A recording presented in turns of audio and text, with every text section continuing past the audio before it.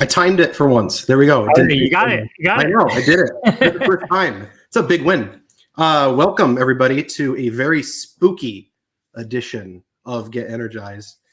We've gone all out. I assure you there's more to it than an inflatable balloon and a corpse behind Dan. Yeah, we're going to have a very scary demo of a fault tolerance tool here at Amazon that we'd love to get people using.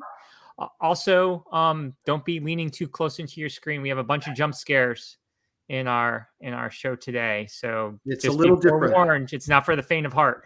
Yeah, you have to be very brave to be here today. Just you've been warned. I hope you have an energy drink.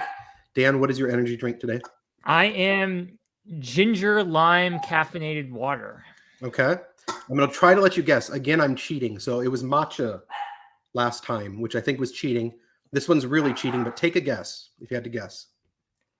Oh, it's really not fair. I'm just telling you right now. Red Bull, because you're copying me. Red Bull. No, I'm not copying you. Okay, but kind of. Okay, so I was out driving around town like super early this morning, and I stopped at Dunkin'.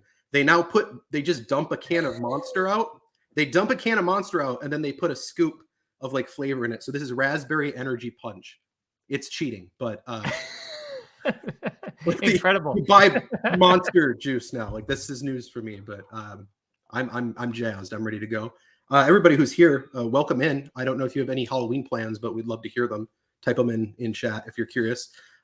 What's going to happen today is exactly. So we'll get you some answers. If you have any questions throughout this, there's going to be a demo of FIS. I'm about to play that. But first, with the very spooky skit, pre-recorded.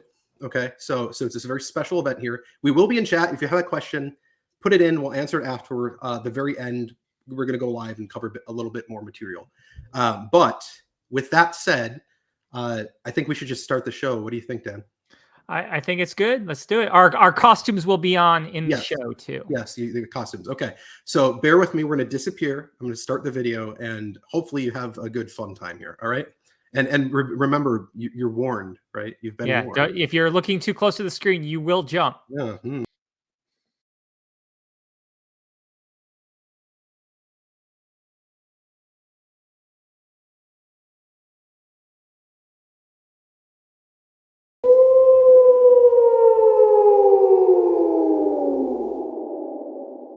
Okay, well, it's our Halloween Spooktacular, right? Yes, it is. We're all kitted out in costumes. What are you, Dan? Oh, I'm a cowboy. You're a cowboy? Okay, you definitely don't. We can't talk about these unlicensed costumes. Yeah, they're very unlicensed. I was gonna say it's very sci-fi-esque, but I can't place it. I'm just an adventurer, right? Unlicensed adventurer. No one in particular. No. But we have some fun Halloween gear behind us, right? I've got my pumpkin. We got my Happy Meal pumpkin and some pumpkin lights there. You know, because today obviously we're going to cover some spooky stuff, right? And what's spookier than not knowing how your workload reacts in the event of some sort of unexpected event, right? So we'll demonstrate the AWS fault injection simulator in a little bit. But first, we have some other content so I'm not a big fan of scares, right? Halloween's pretty fun to me. You know, we both have young kids. So you pulled up some content about ways to get kids involved with programming in a Halloween theme, right? Yeah. So if you go to scratch.mit.edu, they have a bunch of different games doing it now, and other areas where kids can learn to code, learn to type. And it's a very intricate. My son has been going there. He's been doing a lot of the different games, and he was able to make a monster dance, and he was very excited. But he's learning to type and learning the code. It's a great place for kids. Very cool. I'm going to show one here that I think is really cool. This is obviously pretty heavy duty for Scratch. The audio might be a little loud to anyone listening, so you've been warned, right? But let's show you here. It's a pretty cool little RPG. Called Witch. This is really incredibly well made, right? So we'll play it here. We'll start it out. You can even save, but we're gonna walk around. Here's a kitty. You can interact with everybody. It's an RPG game, right? So a lot of fetch quests and exploration you have to do. Can I make the jump? Almost. Still made it. We'll count it. All these ladders to explore, places to go. We'll go down here, and there's tons of people to interact with, right? So here's this witch, and she can't quite reach this thing on top. So obviously it's an RPG. You got to get the right items to go and help them out, right? Here's a werewolf. I like this a lot. What does the werewolf give you?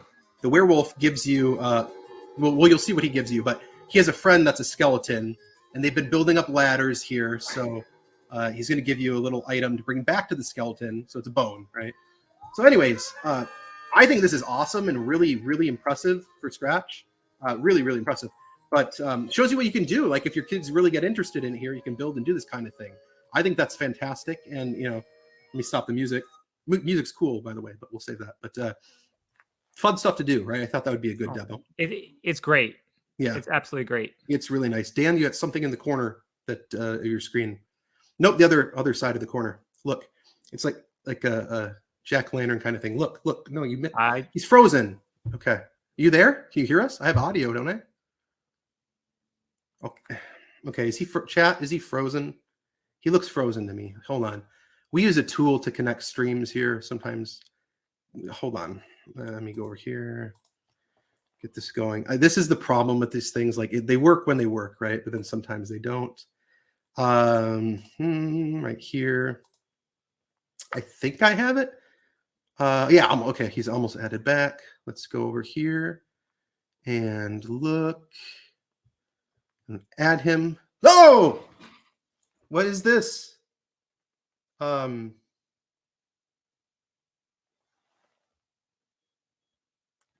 don't know what's going on, chat. Let me see what I can do.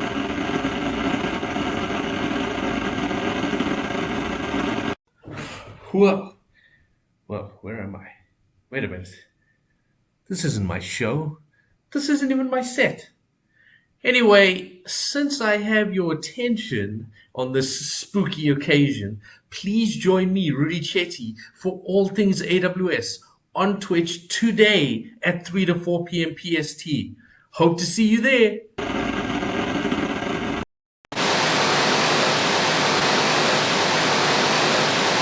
No Dans were harmed in the filming of our Spooktacular.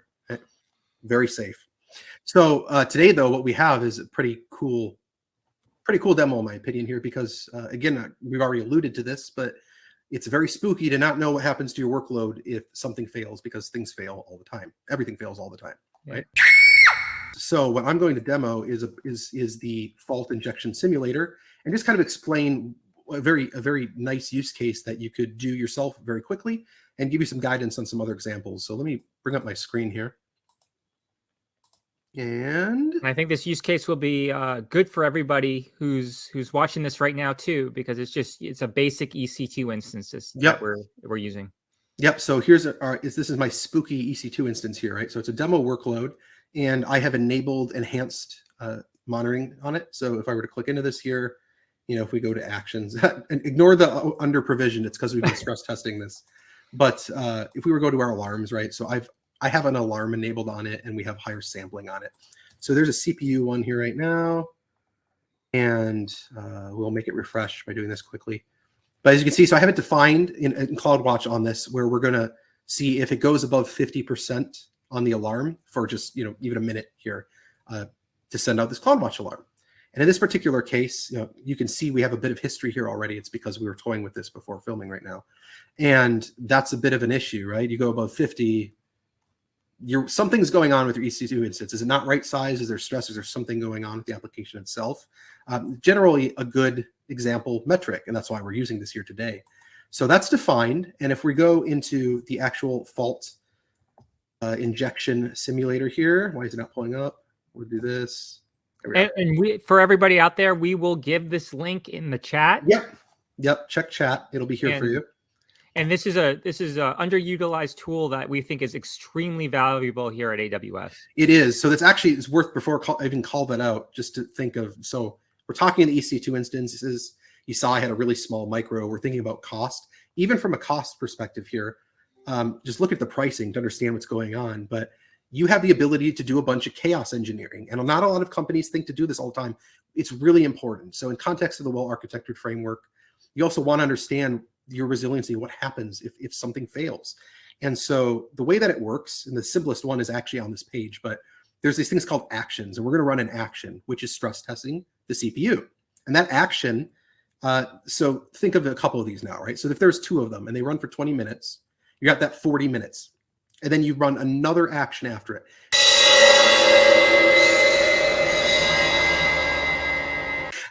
But that 50 minutes that it runs is at 10 cents per action minute, which comes out to $5.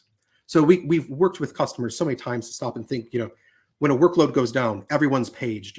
There's revenue loss, there's cost incurred, all hands on deck.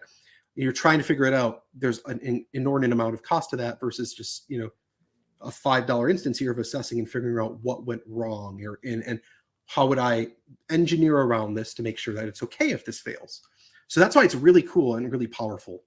I mean, this tests your limits, and you get to set your limits and then figure out solutions to when you cross those limits, and then see if the solutions work as expected. Exactly. And you should always be testing these areas when anything with your writing or doing. Yep, absolutely. And so our experiment, we already alluded to this a little bit here, but it's stress testing the CPU. So this particular case, you can see I have one defined. If we were to go to update it, we're not actually going to update it. I'm just going to show you what's here right now, but we have the stress test. And so it actually comes from System Manager. So that's why you see AWS SSM send command. We send a command to just hog the ECU for a little bit and figure out what happens. And remember, that's what the CloudWatch is watching for. So we'll set it to 2 minutes, basically, for the duration of this document parameter. And it's important to call out that this particular simulation is defined by AWS. We have a whole bunch of these out here to help you set up common use cases, common failures, and to determine what you would do in your workload in that sort of event, right? Like, what would you do if your application maybe had a bug and hogged a bunch of CPU and it's failing? What would you do in that case? So you can go ahead and run that in this fault injection. So we're targeting the instance. We're going to handle that. And from that point, pretty much that's it. But now I think one of the cool things to call about, if I scroll down, this role, right? So we're starting to talk about the fact that you're going to run stress testing a bunch of machines. It's a legitimate workload situation, but you probably don't want to do that everywhere. So if you're going to need a policy, and this policy that's defined for the role here that we attached to it here is doing a couple things, and I'll just kind of briefly scroll here, but you have the experiment role itself, which is going to get an execution list commands here. But the one that really matters is a send command from SSM, because you're again, you have that installed on your EC2 instance, so that System Manager can go send that command, stress test the CPU, or shut it down immediately, and then go run from those perspectives to figure out what's happening in the simulation. But that's really kind of the core takeaway here. So when we go back into the console here, that's the role. And then the last important piece of this is that role running from SSM and running the simulation on our spooky EC2 instance is there's also a stop condition. And that stop condition is when the CloudWatch alarm is thrown. So, I mean, this is already spooky when we're talking about it, right? But what if what if you accidentally spike all these machines and you don't know what to do, and it's going to sit and run for 5 minutes now? Well, you can tell it to stop. And the stopping here is when that CloudWatch alarm goes off. And that's what we're going to demonstrate. So that's really it. I mean, there's other choices too, but that's the absolutely. We're going to test today. But that just kind of makes the logical sense in this particular case, right? So we'll start an experiment, and notice it's going to tell you that logging is not enabled, because for extra spookiness, we're not doing that. But I would imagine if you're going to start stress testing machines, chaos engineering, shut them down. Why would you log? Why would you log? Yeah, why would you log? Why would you do that? So go ahead and log, but we're being spooky today. We'll start the experiment, and notice again, it prompts you. You have to say, yes, I'm starting some chaos engineering. Yeah. In this case, we're sure. So you want to be very aware of that. And now we wait a minute, because it's initializing, and it's going to go send the command and run on these 2 instances. Okay, so now we're in the running state. And in the running state, you can notice down here, it's a 5-minute run, but will we really hit that? Well, we go to the stop conditions. And notice that we ran something earlier. So you see the spike, and it came down and killed it. That's basically what we're trying to reproduce again. So we'll come here, and we're going to enlarge just so we can watch this for a moment. You can see that was a previous test, and you can see that when it set the alarm, it flags it, it goes off, and then it stops the actual simulation because we put that stop condition in. And that's a really, really important part to take away from this, because otherwise it could be just stress testing your machines and probably not what you want to have happen here. But if you did want to stress test it and say, I mean, there's other solutions too, but you need to have a solution to when you're stress testing, and Yeah. here we're using stop. Yeah, exactly. It's up to you to determine here, because this is experimentation, and to really help engineering teams make sure they're giving the best resiliency they can. Yeah, you can test a bunch of different solutions and figure out which one works best for you and in your stuff. And so we're just going to let it refresh, and we'll refresh this as well. And you'll notice that it's still green because we haven't actually done anything yet. So we'll just sit and wait again for a moment here. Okay, so we're back, and you can see now we have another simulation running, and we're hitting that threshold, which is very spooky, right? So there you go. We're over the CPU. So what should be happening now? Well, the stop condition should fire. And if the stop condition fires out of CloudWatch here, we would expect that the FIS is going to stop the experiment. And we'll give it a reload. It's going to lag in rendering here for a moment. But basically, when we hit refresh on this, you'll notice it's red, and that's because the condition's been met, right? It was flagged. It hit this point where it's supposed to stop, and you'll see up top here that, yes, the state stopped. So we ran our experiment. That's exactly what we want to happen here. So it's really, really cool, and it's a really immediate takeaway that you can start doing this immediately, because again, a lot of this is out here, and this is the part I really want to call out, because I think it's in some ways chaos engineering seems to be overwhelming, but it's really not. The pre-built templates that are out there are excellent, and they can get you started, and you can apply those to your workload immediately to make sure that you're accounting for when things fail. Because as we say, you always have to, I mean, plan for these things to fail. Exactly. And you have to plan your solutions. You can't just accept that, hey, it's going to do what I was expecting.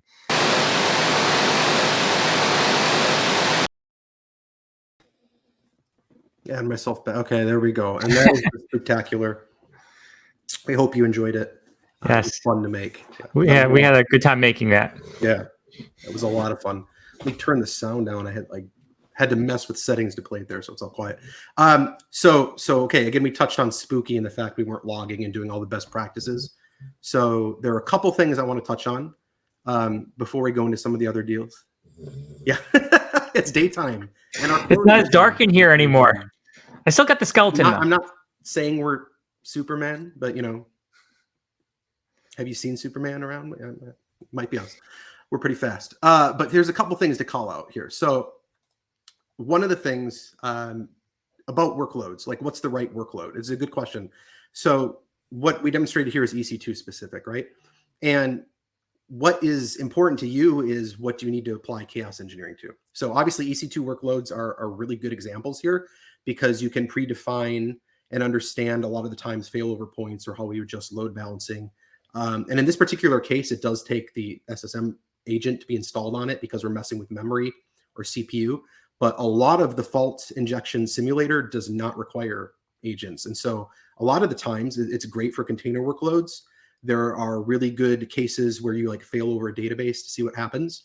And one of the coolest things, and if there's interest in it, we can demo this another time, put some more content out, but you can work it into a pipeline too. So maybe part of your delivery is actually testing failure as part of this in terms of your software delivery pipeline. So there's a lot you can do with it. And really the right workload is one where you want to understand through chaos engineering, what happens, right? This is a really important workload. What do we need to do to make this well architected and check what's going to happen, right? And that's basically the answer to kind of, what workload is right. But with that, there's two things. Actually, I should just show my screen to talk about something here. Give me 1 second. Let's see if it actually shows up. Or you're going to get a Inception thing going on here. Okay, no, we're good. So cool. So I'm going to put this in chat too, just to get you started to kind of understand. Of course, I undo the actual URL. That's lovely. Let me copy that. There we go. This is planning those experiments of so I think I have a workload that I need, and what am I really doing? This is the logical approach, right? So you're going to identify what you're targeting in that deployment, what you're going to actually be doing in terms of an application architecture, state, form your hypothesis, all that. This is a really good place to get started and look at it. And I know we said we weren't logging, but do enable logging if you're going to do this, please. So that's the other pro tip. It was spooky for a demo, but put logging on if you're doing this. And then the other part related to logging is something I want to call out. This is a really nice article to walk you through it. And a lot of the times IAM stuff is a mystery for many people. And this is a good place to continue to clarify that for you. But when you want to look at the injection policy link, I just put it into chat.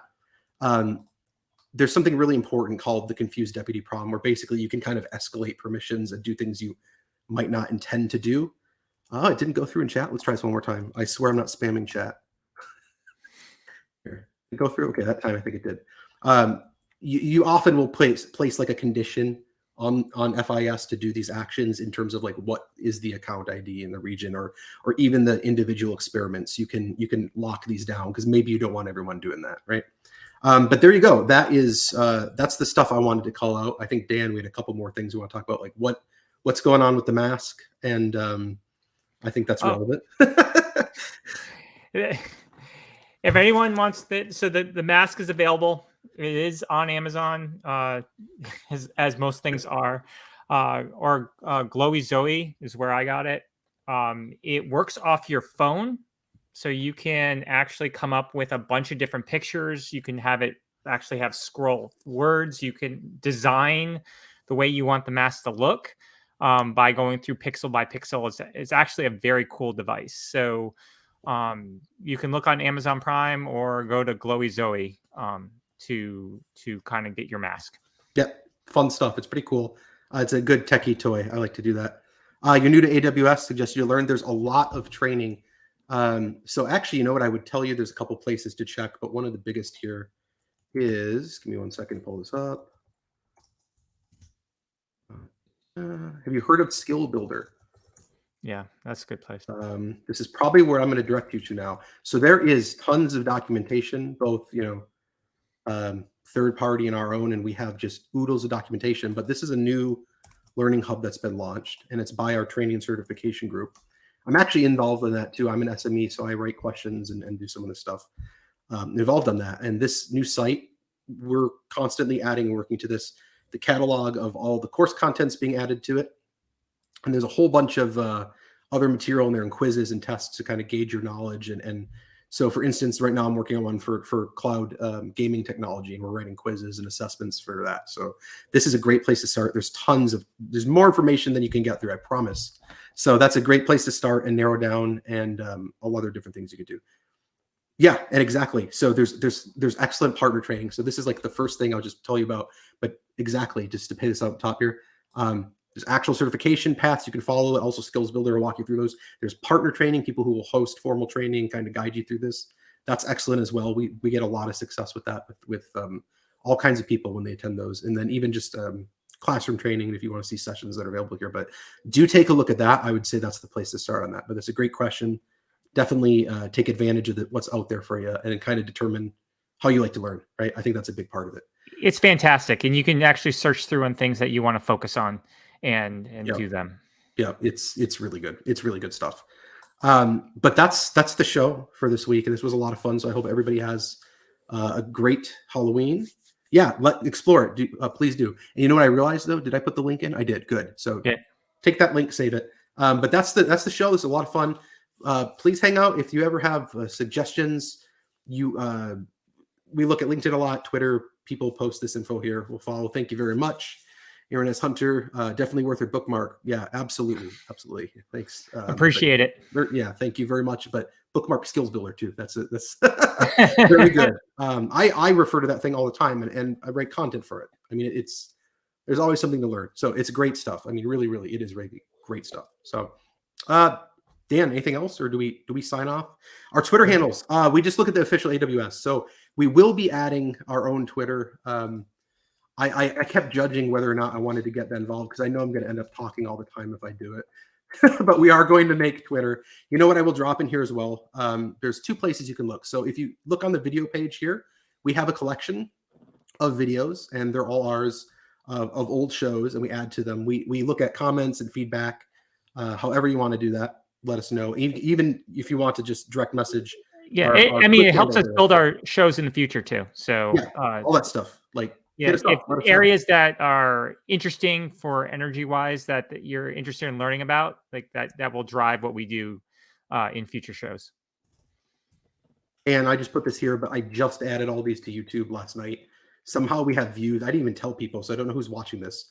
But old ones are on YouTube as well, including the Twitch collection. But even if you ever just want to DM us, the handles are right there. Look on the screen. Yep. We'll answer them. So a lot of fun. We love doing this stuff. We do this because we like it, right? This is just on top of work. This is fun stuff to do.